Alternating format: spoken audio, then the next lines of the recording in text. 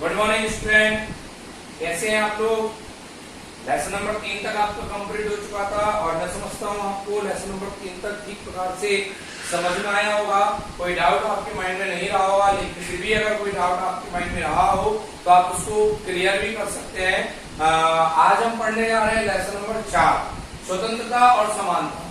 ये भी एक विचारधारा है और विचारधारा के साथ साथ अगर हम बात करें तो हमारे जीवन में ये एक प्रकार से हमारे राइट्स भी हैं, हमारे फ्रीडम भी है, अर्थात ये हमारे अधिकार भी है और स्वतंत्रताएं भी है। हमारे जीवन के साथ इनका होना बहुत जरूरी है।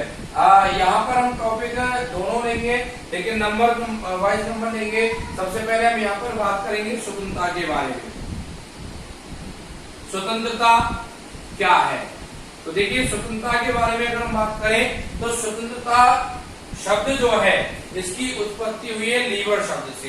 इससे हुई है इसकी उत्पत्ति हुई है लीवर शब्द से।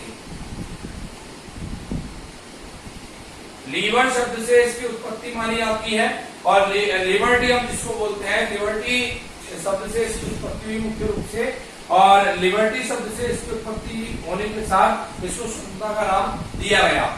स्वतंत्रता का शाब्दिक अर्थ क्या होता है? तो देखिए, स्वतंत्रता का शाब्दिक अर्थ जो होगा,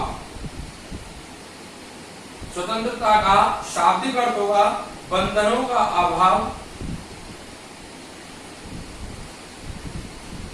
बंधनों का अभाव या बंधनों से मुक्ति।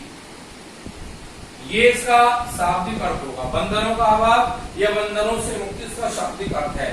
अर्थात हम ये कह सकते हैं कि हमारे जीवन में किसी प्रकार का कोई प्रतिबंध ना होना, हमारे ऊपर कोई बंधन ना होना, यही हमारी स्वतंत्रता की पहचान होती है। अर्थात हम अपना जीवन जो है वो स्वतंत्रता पूर्वक व्यतीत कर सके, यही हमारी स्वतंत्रता कहलाती है।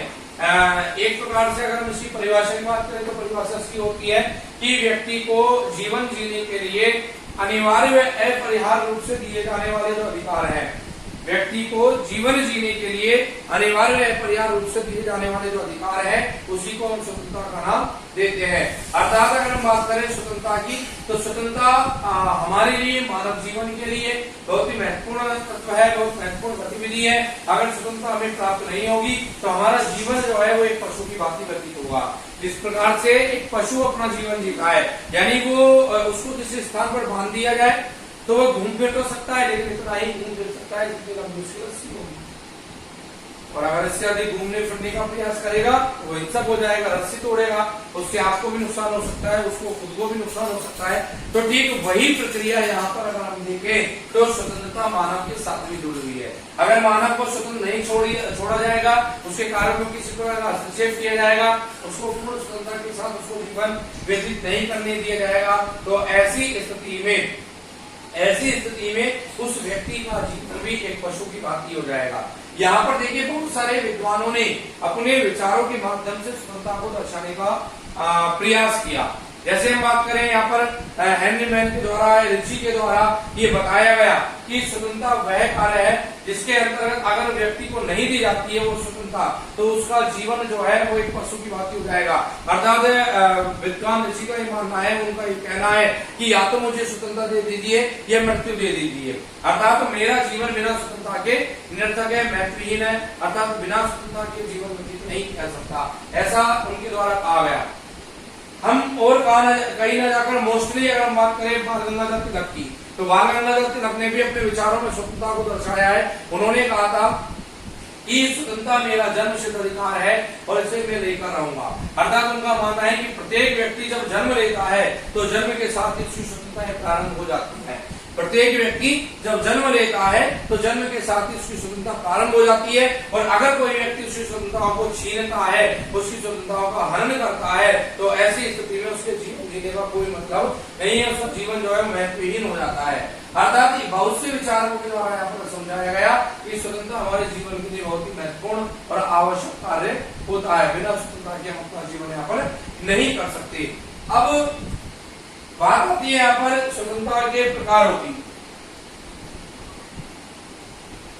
स्वतंत्रता के प्रकारों की अगर हम बात करें तो स्वतंत्रता के जो प्रकार है वो यहाँ पर दो प्रकार बताए गए हैं।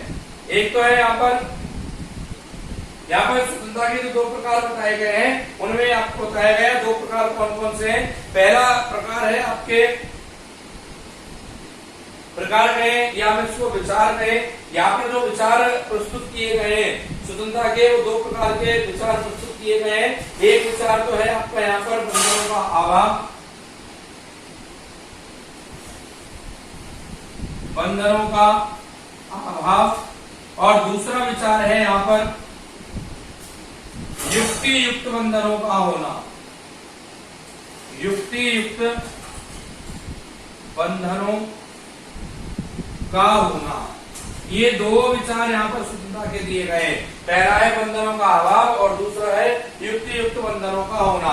बंधनों का अभाव आपको बताया, बंधनों का अभाव क्या होता है। बंधनों के अभाव का अर्थ है कि व्यक्ति के जीवन पर किसी प्रकार के ऐसे प्रतिबंध या बंधन ना हो जिससे उसके जीवन जीने में भी उसको घुटन महसूस होती हो, अर्थात कहीं ना कहीं उसको ऐसा महसूस होता हो, ऐसा आभास होता हो कि उसका जीवन जो है मानव जीवन नहीं, किसी प्रकार के पशु की भांति वो जीवन व्यतीत कर रहा है। तो ऐसा महसूस उसको नहीं होना चाहिए। ये है बंधनों का अभाव। युक्ति युक्त बंधन क्या है? युक्ति युक्त बंधनों का होना है कि कहीं ना कहीं आवश्यक स्थान पर कुछ बंधन भी होना जरूरी है। अगर पूर्ण रूप से उसको स्वतंत्र छोड़ दिया जाएगा, किसी प्रकार के बंधन उस व्यक्ति के ऊपर नहीं होंगे, तो ऐसी स्थिति में वो कहीं ना कहीं उन अधिकारों का, उन स्वतंत्रताओं का दुरुपयोग करके और मानव जाति को नुकसान भी पहुंचा सकता है। इसलिए कहा गया है कि युक्ति युक्त बंधनों का होना भी जरूरी है, अर्थात कुछ बंधनों का होना बहुत जरूरी है। और अगर ऐसा नहीं हो पाता है तो व्यक्ति का जीवन जो है वो हिंसक भी हो सकता है। तो यहाँ पर ये स्वतंत्रता के विचार भी यहाँ पर प्रस्तुत किए गए। अब आता है स्वतंत्रता के स्वरूप। स्वतंत्रता के स्वरूप की अगर हम बात करें तो देखिए स्वतंत्रता के दो स्वरूप होते हैं। एक होता है नकारात्मक स्वतंत्रता,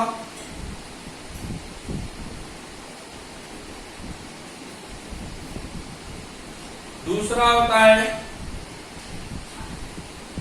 सकारात्मक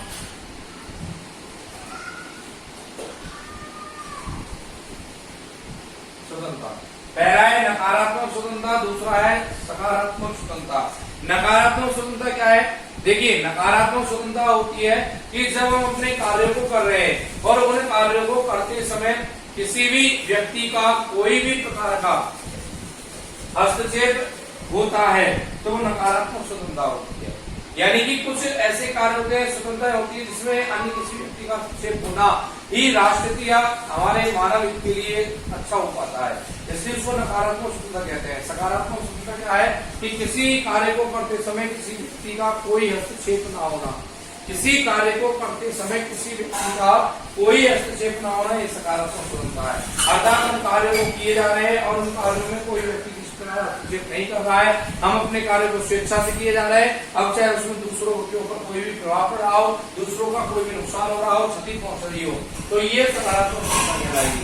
वैसे मानव जीवन बहुत सारी स्वतंत्रता होती है, प्राकृतिक स्वतंत्रता होती है, संवैधानिक स्वतंत्रता होती है, आर्थिक स्वतंत्रता होती है, राजनीतिक स्वतंत्रता होती है, सामाजिक स्वतंत्रता होती है, बहुत सारी स्वतंत्रताएं होती है। लेकिन हम बात कर रहे हैं यहाँ पर अभी केवल दो प्रकार की स्वतंत्रताओं की जो भी आपको बताई गई है। तो ये आपका स्वतंत्रता वाला टॉपिक है, स्वतंत्रता वाला भाग है। अर्थात भारतीय संविधान में भी स्वतंत्रता के महत्व को दर्शाया गया है, स्वतंत्रता की इंपोर्टेंस को समझाया गया है कि कैसे स्वतंत्रता मानव जीवन के लिए अत्यंत आवश्यक होती है। अगर स्वतंत्रता नहीं होगी तो ऐसी स्थिति में मानव किसी प्रकार के कार्य को नहीं कर पाएगा और उसका जीवन जो है पशु की भांति व्यतीत होने लगेगा। इसलिए यहाँ पर स्वतंत्रता का समझना हमारे लिए बहुत जरूरी था। अब बहुत सारे तत्व ऐसे भी होते हैं, बहुत सारी बातें ऐसी भी होती है जो स्वतंत्रता के लिए आवश्यक है। अगर वो तत्व बातें हमारे अंदर नहीं है तो स्वतंत्रता हमें प्राप्त नहीं होगी। सबसे पहली बात करें, अगर हम जागरूक नहीं है हमारे स्वतंत्रता के प्रति, अपने अधिकारों के प्रति, तो संविधान, सरकार या कोई व्यक्ति कितनी भी स्वतंत्रता देते कोई मतलब नहीं है। दूसरी अगर हम बात करें कि अगर हम अशिक्षित हैं, शिक्षा हमें प्राप्त नहीं हो पाई है तो भी हमारी स्वतंत्रता कोई मतलब नहीं है। या सरकार के द्वारा, न्यायपालिका के द्वारा किसी प्रकार का भेदभाव हमारे साथ किया जा रहा है तो भी हमारी स्वतंत्रता कोई मतलब नहीं है। अर्थात बहुत सारे तत्व ऐसे हैं जो हमारी स्वतंत्रता के मार्ग में बाधा बन सकते हैं और बहुत सारे तत्व ऐसे हैं जिनके माध्यम से हम अपनी स्वतंत्रता का पूर्ण और सदुपयोग भी कर सकते हैं। इसलिए हमें ज्यादा से ज्यादा ध्यान देना चाहिए स्वतंत्रता किस प्रकार से हमें प्राप्त होगी और उन तत्वों को ध्यान रखते हुए, उन बातों को ध्यान रखते हुए स्वतंत्रता का पूर्ण रूप से ध्यान करना चाहिए। तो ये स्वतंत्रता संबंधित आपका टॉपिक है और इसके और जो बहुत सारे प्रकार हैं इनको भी आपको बताया जाएगा। स्वतंत्रता में कैसे प्राप्त होती है, क्या उसके तत्व है, ये भी आपको बताए जाएंगे। बात ये है कि जो भी टॉपिक आपको, जो भी लेसन आपको यहाँ पर पढ़ाया जा रहा है, आप पूर्ण रूप से उसको ध्यान में रखते हुए और पूर्ण अध्ययन करते हुए आप उन लेसनों को, उन टॉपिकों को पढ़ने का और समझने का प्रयास करें। किसी प्रकार से अपने मस्तिष्क में या मन में ये प्रश्न खड़ा ना करें कि इस प्रकार से पढ़ने से भी कोई लाभ नहीं होने वाला। निश्चित रूप से आपको लाभ होगा और जैसे आज आप हमारे साथ बने हुए हैं, आगे भी अगर इसी प्रकार से आपका कॉपरेशन हमारे साथ हुआ और आप इसी प्रकार से बने रहे तो निश्चित रूप से आपको बहुत सारी बातें, बहुत सारी चीजें आपको सीखने को मिलेगी। आपका सिलेबस जो है वो तो कंप्लीट हो ही रहा है, लेकिन साथ साथ हमें बहुत सारी बातें भी सीखने को मिलेगी जिससे हमें कैसे सक्सेस हम हो पाएंगे, कैसे हम परसेंटेज बना पाएंगे। तो सबसे पहले बात तो ये कि आप रेगुलरली रखिए अपनी क्लास में, क्लास लीजिए, जो वीडियो रिकॉर्डिंग आपको भेजी जाती है उनको आप ध्यान से पढ़ें और उसमें कोई माइंड में आपके कोई डाउट आता है, कोई बात आपके सामने आती है तो उसको आप क्लियर करने का प्रयास करें, क्लास के माध्यम से, स्कूल के माध्यम से, टीचर्स के माध्यम से। और हम चाहते हैं अच्छी से अच्छी गुणवत्ता और अच्छे से अच्छे शिक्षा प्रणाली आपको प्रदान की जाए। इस कोरोना काल में ये सब बातें आगे भी हम यथावत रूप से निरंतर रखेंगे। इसके आगे की जो टॉपिक है, आगे की जो बातें हैं, अब हम अगली क्लास में पढ़ेंगे। तब तक के लिए आप इंतजार कीजिए और घर पर रहिए, सुस्त रहिए, सुरक्षित रहिए। तब तक के लिए ओके, थैंक्स फॉर द